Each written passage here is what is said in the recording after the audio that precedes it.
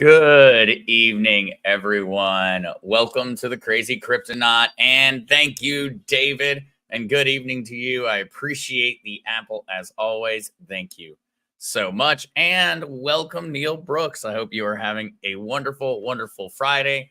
Hopefully, everyone is having an easy Friday and is looking forward to a relaxed weekend.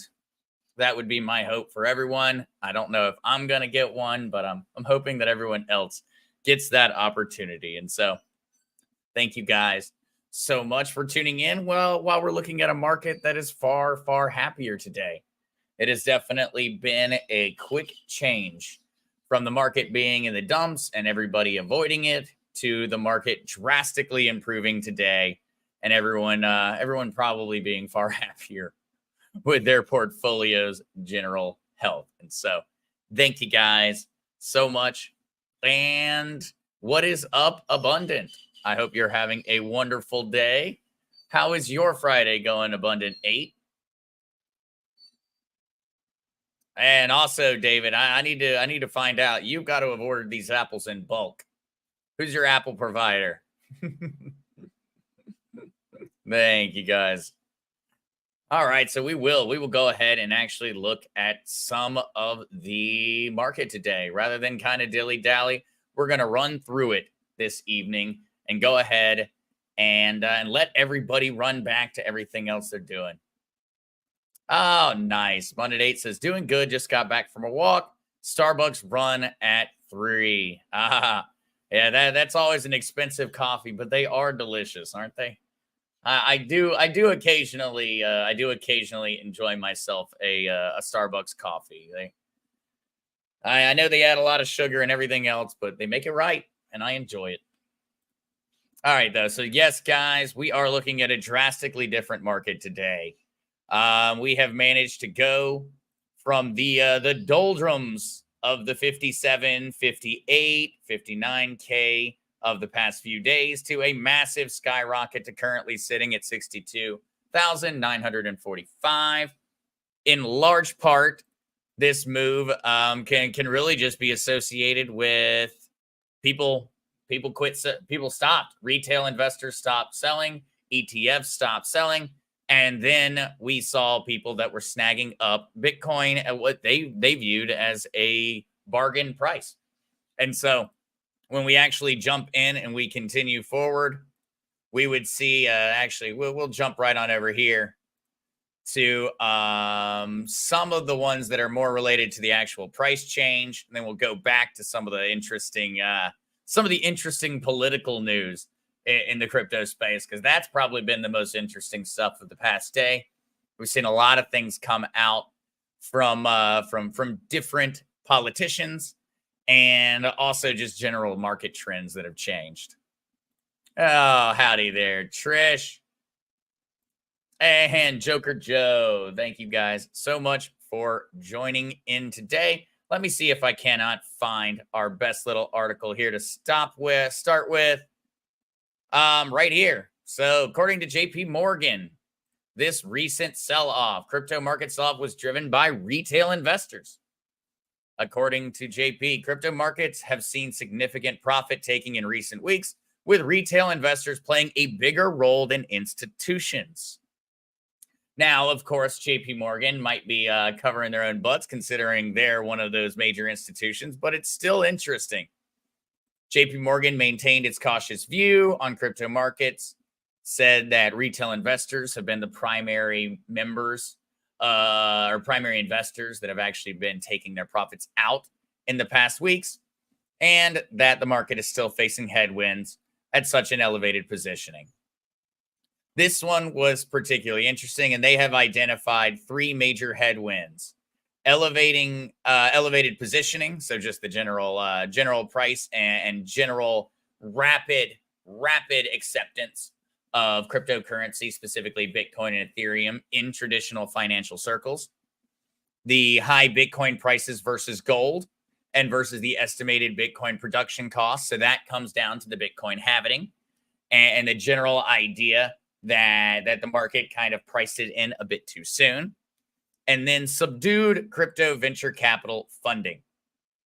And that in and of itself, I think is, if it has drastically changed in the past couple of weeks, it would be a pretty abrupt change, because when we look over here, we see that venture capitalists poured $2.4 billion into crypto startups in early 2024. And so that is a lot of money for that flow of dollars to suddenly slow, even in a slight degree.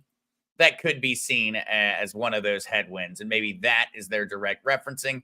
Not that the venture capitalists are not currently buying, just that when you're buying that much, that quickly, that often, and suddenly it slows down, that's going to result in the market having a bit of a shock wave sent through it. And so those are what some of the talking heads are saying in regards to why this sell-off occurred.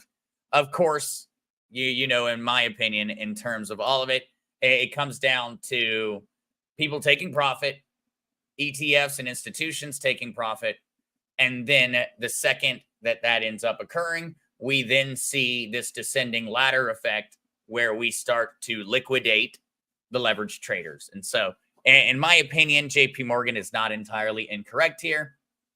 I would say that they are actually far more on point than normal, in that they did identify at least two of the major influencers here. The only ones that I feel they avoided, and it's probably because being JP Morgan and being an institutional investor, they regularly utilize leveraged trades and leveraged option buys. Maybe that's why they didn't reference it, but that would be the one other major headwind that they chose to avoid mentioning, maybe because of personal reasons. Oh, hey there, Rocker Mom. I am glad that you could make it. Welcome, welcome. And I know today, guys, just as a heads up, I don't believe that we will have Kukla at any point today, because she is going to be in church and attending all of her other community events, considering it is a very, very holy holiday and holy weekend in Eastern Orthodoxy. So we will not have Kukla, unfortunately, today. We will be without. Hopefully everyone is, hopefully we get her back quickly. I know we'll have her back on Monday. Neil Brooks says, Esther, is it just in North Carolina or nationwide that I can't get a Binance account? Neil, it is nationwide. And so no one is allowed on Binance ever since 2019. 2019, during the Trump administration, Binance was banned for all U.S. residents. I think the ban started a little bit earlier than that, but effectively it came into a point where everybody got kicked off the platform of Binance back in 2019. If we were not kicked off of the Binance platform, Neil, I would never suggest people go to Coinbase. I suggest Coinbase because it is the second best, and the first is Binance. You could even argue that KuCoin is up there with them, but unfortunately, as U.S. residents, we're not allowed to use them. And even if you try to go through and utilize a VPN in order to gain access, you're going to get caught. And when you do get caught, you're going to go through a huge headache trying to get your cryptocurrency off of the platform. And so I just recommend to folks, you go to Coinbase nowadays. I wish we had Binance. I wish we had KuCoin.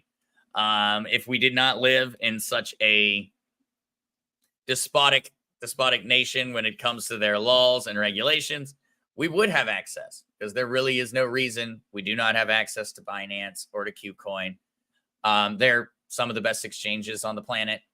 And unfortunately, Neil, the VPN is a very, very temporary thing, because both of those platforms are still going to require your personal information. And when they do that, they're going to realize that while you may say you are currently in the EU or wherever else, they're going to quickly realize you're a U.S. resident, and they're going to shut down your account, and they're going to make it a pain in the butt for you to get your money out of your account. So I don't recommend trying it. As a matter of fact, if you were going to try it, technically KuCoin is easier to use a VPN on and at least be able to gain access to the exchange. Unfortunately, Neil, it's one of those things where it's just not really worth the risk. It's not really worth the risk and everything being locked up for the time period that it could potentially be locked up for. Oh, what is up, Donna? Welcome, welcome. And yep, Richard says Kukla is being a good girl. She is. She is. Maria. Hello, Zester. Hello, Maria. I hope you're having a wonderful one. And that is an awesome cat in your photo. I assume that has got to be the Bengal cat because that is too cool. Also a little scary. I don't think I would want to wake up in the middle of the night to that cat staring at me in the face. I bet that he's a cutie though, Maria. He seems intimidating. Maybe that, or he's just not feeling it being that close to the ocean.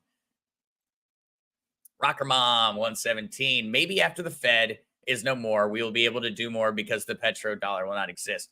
Rocker Mom, hopefully we see some major changes occur quickly because the petrodollar is collapsing.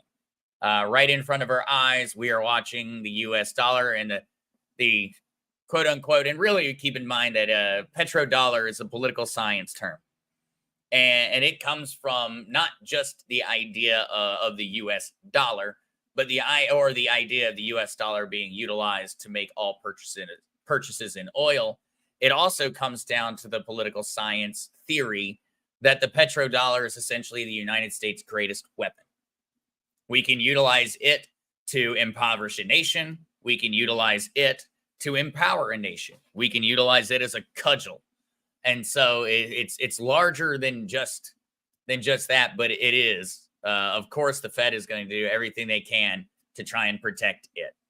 It's their greatest weapon. It's what keeps their three-letter organization in a seat of power that it has today. And so I do not expect them to not go down kicking and screaming. Abundant 8. I haven't tried my Qcoin on VPN yet. You might gain access, but Abundant 8, I would say if you had previously given your information to Qcoin, then they probably haven't forgotten that you're a US resident. I know that's what ended up getting me on the platform, where I had an account that I had been operating since like 2016, and it was amazing. I was grandfathered in. I had the lowest fees, all this other stuff, and then compliments of the SEC, I got kicked off of that exchange as well.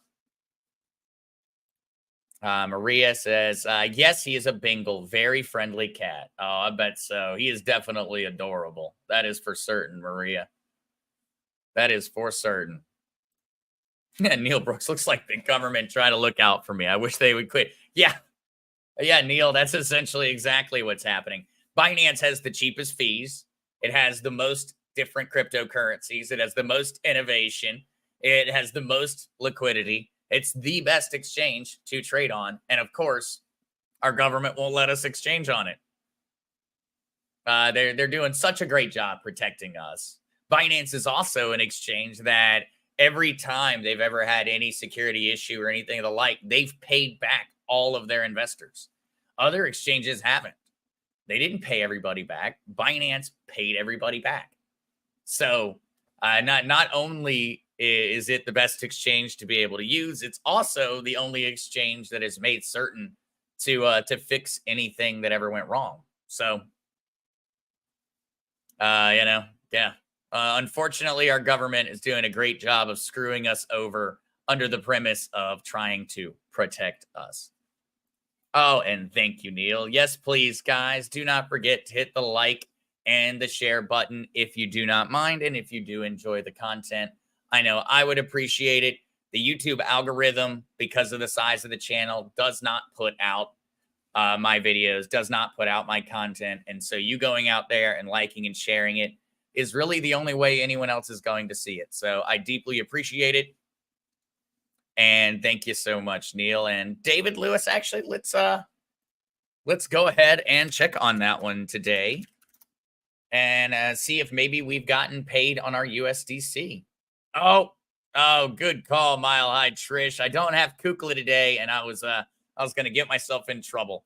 So yes, please, everyone, keep in mind that everything expressed on this channel is for entertainment and educational purposes alone and should not be viewed as financial advice in any form or fashion. So please do contact a professional legal advisor or financial advisor before making any major decisions with your financial future. Thank you, Trish. Kukla owes you a cookie, or I owe you one of Kukla's cookies, I guess. I'll give up some of my cookies because thank you so much for reminding me. All right, though, David. And actually, this was a good time to check because look, balances are temporarily unavailable. We're looking into it. Your funds are safe.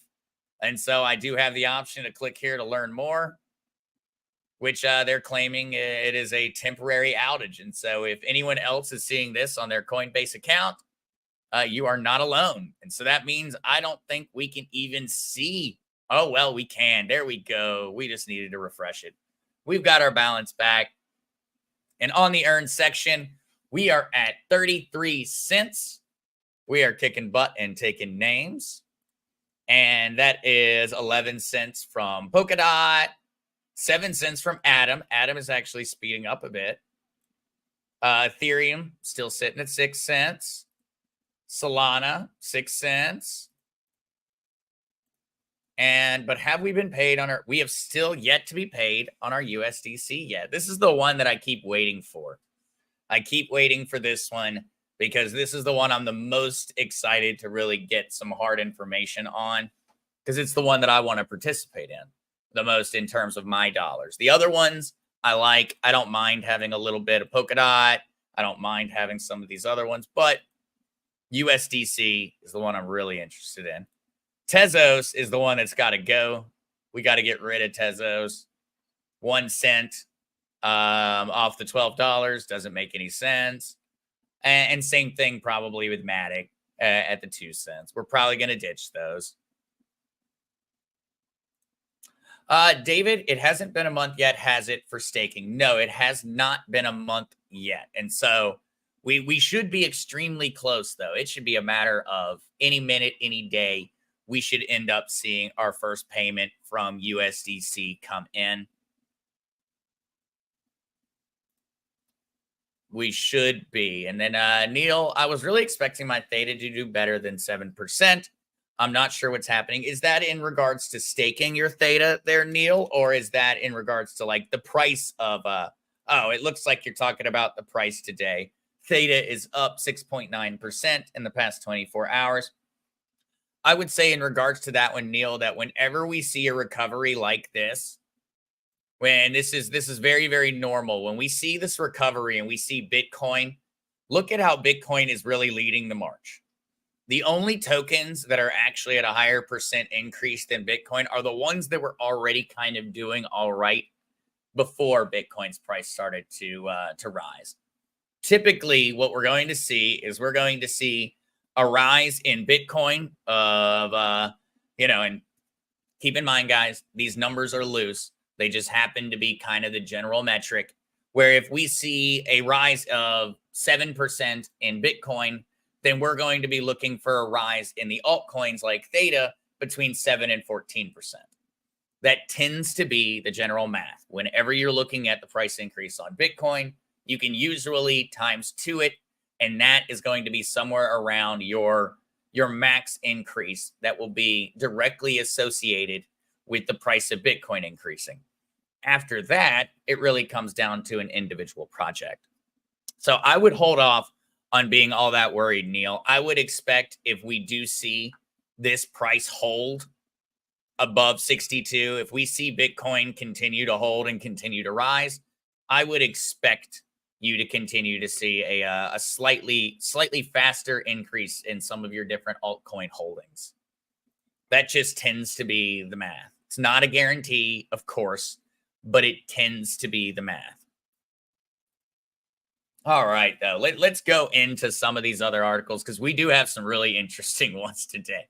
The political articles in terms of cryptocurrency were extremely interesting in the past 48 hours. And so the crypto bros are back and they have a dangerous political goal. After the spectacular fall of FTX CEO Sam Bankman-Fried, you might have expected the embattled cryptocurrency sector and its sophisticated lobbying operations to have ground to a halt. But if anything, both are back with a vengeance, and the regulatory post-SBF crackdown that followed has spurred the sector to potentially become a major political force in 2024.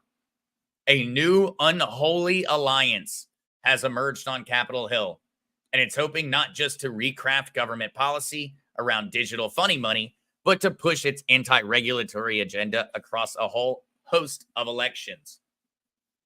And so, crypto industry is teaming up with the people behind the latest mega hyped, bubblicious tech trend, the AI boom. So let's go through some of the numbers here. For the open California Senate seat, crypto-backed super PAC Fairshake splurged $10 million on ads against Katie Porter, whose progressivism and crypto skepticism made her an enemy of the industry. She, of course, would lose on account of this $10 million ad spend. An affiliated PAC, Defend American Jobs, likewise dove into North Carolina's GOP primaries, throwing $500,000 to the winning candidate for the 14th district. That PAC also contributed $3 million on behalf of West Virginia Governor Jim Justice, who's far and away the front runner in his Senate primary and will inevitably succeed Joe Manchin come 2025. So this is just the beginning. $2 million to boost Shamari figures in the Democratic primary. $1 million in support of Julie Johnson, who crushed her opponents in the Democratic primary. We are seeing a massive, massive boom of crypto money being spent on political races. We are now seeing essentially a battle between the two parties. And so a lot of that battle is kind of being focused against not a certain party, but specifically figures that are anti-crypto. So one of the ones that is most lauded and most wanted, and this keeps going, guys. I'm not going to go through all of the different money spends and everything, but this is an extremely important article and extremely long for people to have and to be able to reference, because it creates really puts together the full narrative of the things that have been going on, how they've been working, and how cryptocurrency and AI developers, essentially, we found common ground. We both want the same laws passed. And so we're seeing a lot of synergy, which is one of those words that myself and some of my business partners hate that word, synergy, because it's overused. It's a buzzword. But we're seeing a lot of synergy between AI and tech companies and crypto companies. And I can personally attest to that, in that a lot of the work that I do is augmented by AI. I mean, look at our thumbnail today. Our thumbnail today was created by artificial intelligence. If you look at the thumbnails throughout my entire YouTube channel, they're created by artificial intelligence. It is a tool that is becoming huge amongst the tech sector. And cryptocurrency is really seeing a huge windfall on account of it. It's drastically changed how the game works. Having artificial intelligence as a tool is something that is also not going to go away. It's also just not going to go away, unfortunately.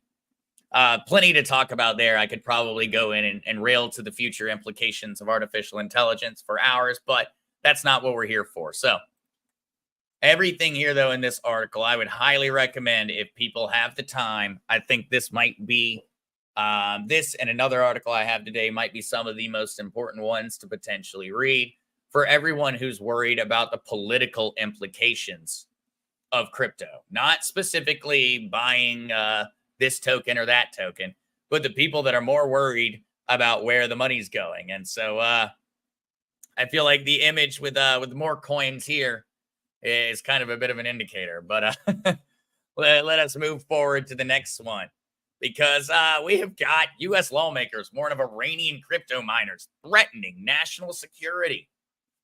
It's kind of funny. Apparently, cryptocurrency is coming after our jobs.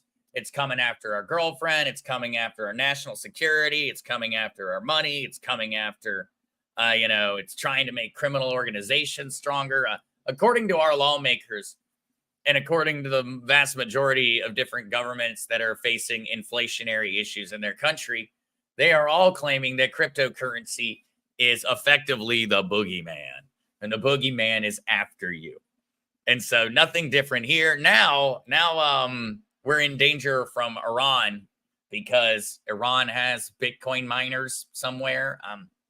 Of course, Senator Elizabeth Warren is the one bringing up this very, very important issue to national security that we all need to be deeply worried about, because I don't know what they believe they're going to do. Maybe they think Iran's going to turn Bitcoins into nuclear weapons. I can't figure this one out. I can't figure this one out. And it doesn't make any sense. She doesn't present any logical reasoning when you go through. Besides that, they're using it to bypass U.S. sanctions, which, I mean, what does that even have to do with Iran? Anybody can find alternate forms of currency to make exchanges. I don't understand. It doesn't make any sense. Maybe Elizabeth Warren just wants to remain relevant. I'm not certain. She is a huge fan of Janet Yellen. Maybe because Janet Yellen wants more power and wants to defraud more people in regards to their USD and their fiat currency. Maybe that's her thought process. I don't know. But the article is there. More BS from Elizabeth Warren. Nothing new. And this was the JP Morgan story that we went through, including the venture capital. And of course, we are seeing Bitcoin's price over 62,000. We actually just were playing around with 63,000. We don't seem to have a lot of resistance actually on the high end. There's not a lot of people trying to sell at this point in time. All of our different indicators are particularly positive. And so this article states Bitcoin hit 62K as cryptos bounce. Correction likely over. Correction meaning the downward trend, but expect a slow grind higher, according to Arthur Hayes, the former BitMEX, which is a centralized exchange, CEO. He is expecting that Bitcoin will trade in the range of 60 to 70,000 for the next few months. In all honesty, I wouldn't be all that surprised by that claim, that prediction actually coming true. I do think we're going to see a lot of resistance every time we get close to 70K at the moment. We're going to see a lot of sellers because we're going to have a lot of people who bought during the recent price increase. So they bought at 72, they bought at 73, they bought at 71,000. They're going to be wanting to feel whole again. They're going to be trying to sell.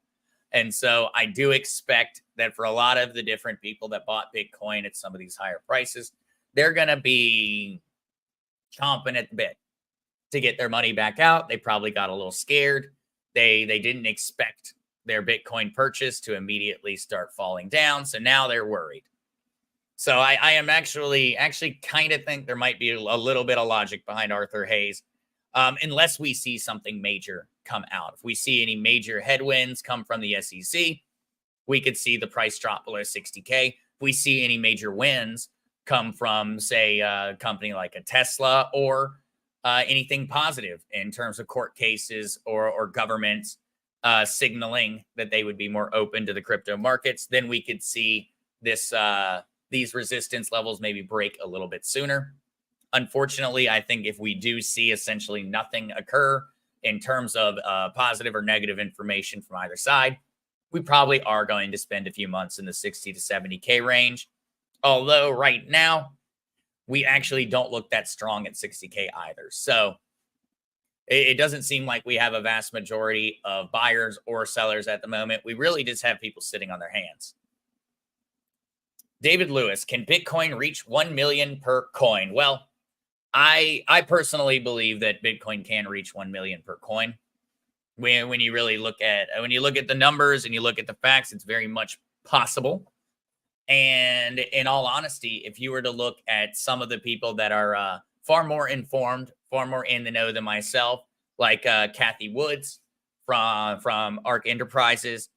They're targeting $1.5 to $3 million per Bitcoin, and they're one of the largest holders on the planet. So they're biased. Michael Saylor with MicroStrategies, which are the largest corporate holdings of Bitcoin on the planet, they're targeting 1.5 million or more. So I would look at it in that fashion, David. Most of the talking heads that have been right over and over again, these people told you, hey, Bitcoin's going to go to 50K. Hey, Bitcoin's going to go to 70K. Hey, Bitcoin's price is about to go down for a couple of years. The people that have kept getting these predictions correct, they say that it's going well over 1 million. So take that with a grain of salt, considering these are people that are biased, and we are looking at a long time scale. I think Kathy Wood's prediction was that by 2035 or 2030, sometime between that time range, we would see Bitcoin exceed $1 million. It's got a long way to go.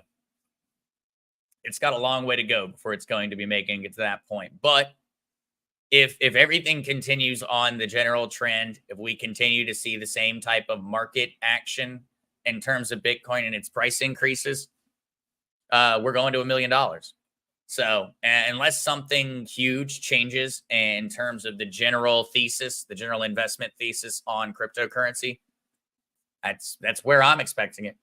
That's why you'll so often hear the Bitcoin maximalists, the people that believe so strongly in Bitcoin, that they'll say that they don't worry about what price they buy Bitcoin at, because any price below $1 million they see as a good deal. So that's an often parroted goal, is $1 million, David. Often parroted amongst the Bitcoin maximalists. All right. Oh, here we go. Bitcoin's recent weakness is more tied to global markets than to anything crypto specific. So says Coinbase. Both equities and gold have been trading lower since reaching highs in mid-April, the report noted. And so Coinbase said Bitcoin's recent pullback was below its historical range, which that is true. We have not seen during a cycle like this, we have not seen the pullback this quickly.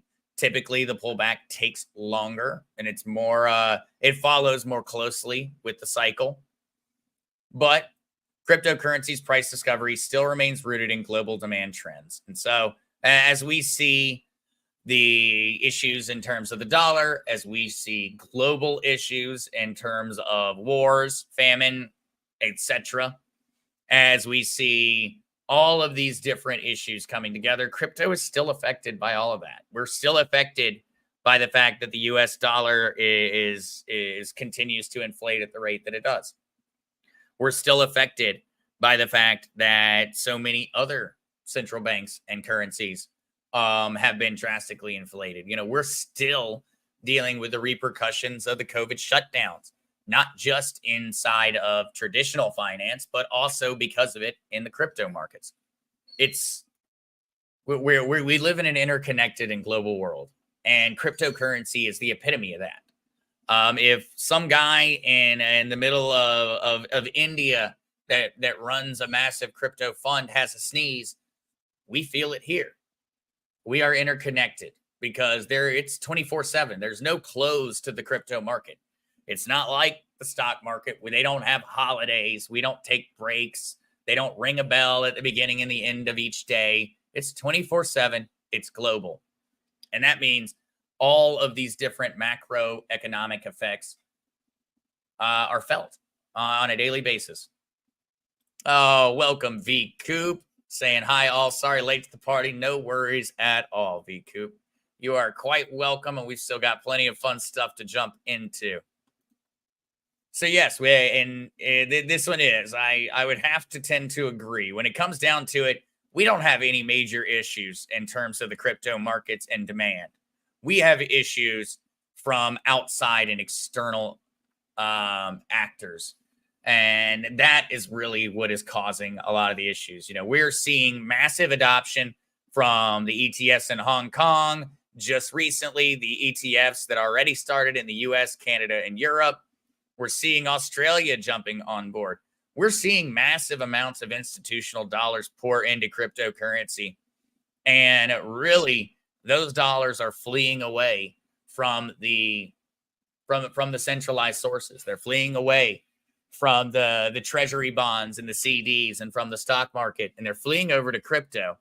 The only issue is they're coming at such a time where they really should have already made the move years ago.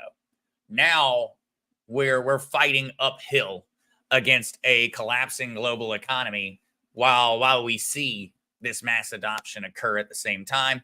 At a certain point, I imagine we will break out, but as the recent articles had said, I do expect it to be a slow process, particularly slow process.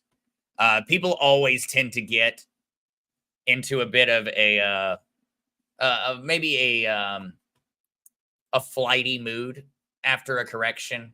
And so that means that it just doesn't take a lot to kind of scare people for a while. Whenever we see that greed and fear index really, really heading over to the greed, we get a state of a market where it takes a big shift for it to shake people's faith. After we've had that big shift and we started to trend more towards fear, it means people are just genuinely more fearful. They're going to be more likely to see a 1% drop in price and click the sell button. So I expect it to take a few months of everybody settling out before we start to see our next jump, unless we get some particularly good news, in which case all predictions are out the window and we'll see 70, 80K in a matter of 24 hours if we get the proper news from the proper sources. And in that case, I'm really looking towards Elon Musk right now. He's been particularly quiet during this crypto market. I'm expecting him to come out with something soon.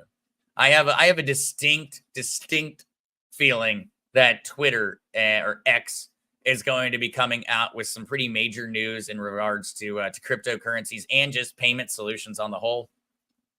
And I'm looking towards that. I don't know when. I don't know how he'll do it, but I have got a sneaking suspicion that Musk has got something up his sleeve in regards to all this.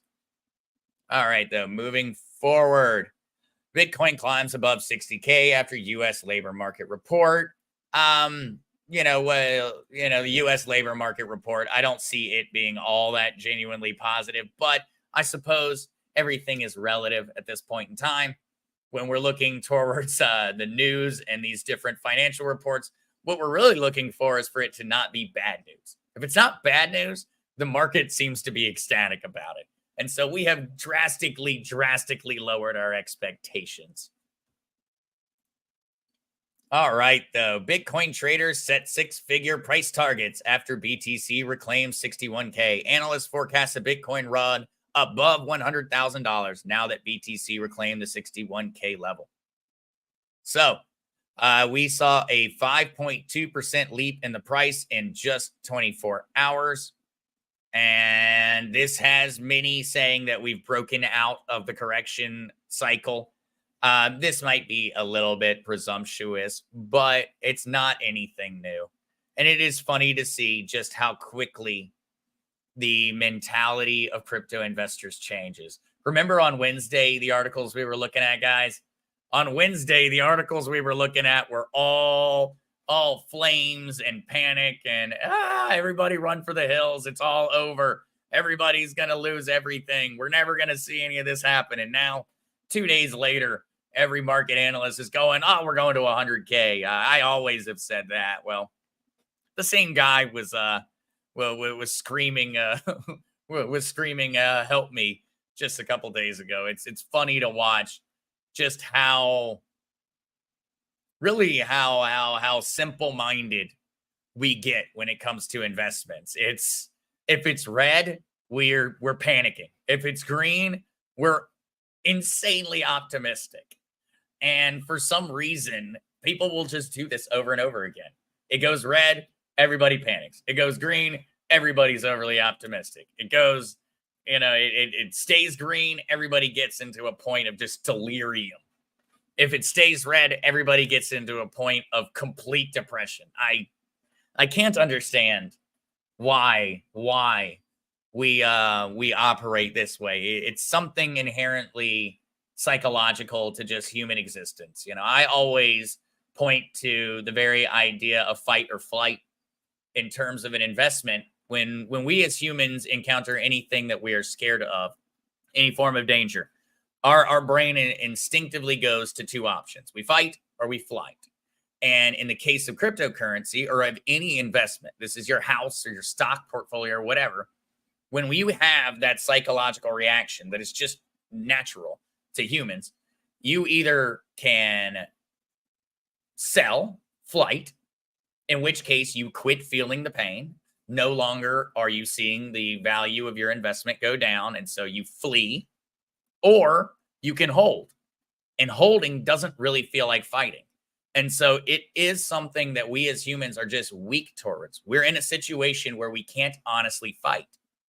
So we only have one option to make the pain stop: flight. And I feel like that is why we see this same thing occur every single time. Markets go red, people start to sell, people start to panic because they can't fight back. The only thing they can do is just sit on their hands and be patient. And that's not what our brain wants to do. Our brain either wants to fight or it wants to run away. It desperately wants the pain to stop. And in markets like this, there isn't anything you can do. And so I think that's what just continually occurs is people go in, they see red, they want the pain to stop, they sell. They see green, they want the pleasure, they want the dopamine boost of making the money, they buy. Even though that's the opposite way an intelligent investor would operate. An intelligent investor would see red and buy, and he would see green and sell. But we as humans, we don't operate that way. We do not operate that way. So they, according to them, Bitcoin's price key resistance remains at 64K. And that means that there are a lot of sells set at the 64K point. Remember, when we talk about resistance is both buys or sells. If it's an upward, a resistance above the current price, it's a sell resistance. It's a downward pressure. If we hear the term resistance and we see that there's major resistance below the current point of, say, Bitcoin, that is buy. That is upward pressure. There's a lot of people who have already said, they've already put their limit order in and said, if the price hits 60K, start buying. And they also have put in at 64K and said, if the price hits 64K, start selling. So that is the resistance point that they're looking towards us needing to beat. If we do break 64K, then most likely we will break 65K in the same movement. So another opinion. Everybody is far more optimistic today. All right. But of course, what always happens whenever you see these markets do this, the people that always win are the investors that are thinking the right way. The investors that think, I see red, I buy, they win. The ones that say, I see green, I buy, they don't win as much and they don't win as often. And so during this recent pullback, 47,000 Bitcoin was acquired by the whales. Bitcoin whales have added over $2.9 billion worth of Bitcoin to their own portfolios. And so you're going to regularly see this one. This is why you'll very often in different telegrams or in different crypto communities, you'll say, don't sell, don't let the whales win. Is that a true statement in and of itself? Not really. But what they mean is exactly this. They want us to not sell because if they shake out our hands, the whales get to buy in at a lower price. They get to accumulate and they get the big win in the end. So we did see 47,000 Bitcoin acquired by large wallets. And so whenever we say whales, keep in mind that a Bitcoin whale holds at least 100 Bitcoin. And they have accumulated over 47,000 Bitcoin during the current prices. So wouldn't call that great news myself personally, but it does indicate a bullish perspective from the Bitcoin whales. The people with a lot of Bitcoin are thinking that the price is going to go up. Otherwise, they wouldn't have been buying it at 58,000. If they thought that the prices were going to keep going down, they wouldn't have been buying at 58. Oh, I do want to. And so that was all of our news for the day there, guys. Besides, we will check Crypto Quant real quick just to see what they have to say. But I did want to issue two corrections. So actually from my Bitcoin, my XRP video that released last week, XRP part 1, I mentioned that in just the past couple of weeks, the XRP team had sold $500 million worth of XRP. That was incorrect. I mixed up 500 million XRP, which is worth at the time about $300 million. I mixed that up with USD. So I wanted to issue a correction there. It is still a massive, massive sell, but it was meant to, I was supposed to say 500 million XRP, not 500 million USD. My apologies for that one. Doesn't drastically change the general indication that the XRP team dumped $300 million during a bull market, drastically reducing the price of Ripple. But I like to be correct. And I was not correct in how I stated that. It was 500 million XRP, not USD. So I wanted to make that correction.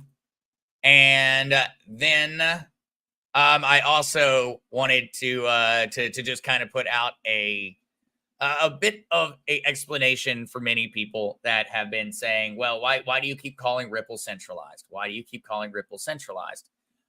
Ripple says that it's decentralized.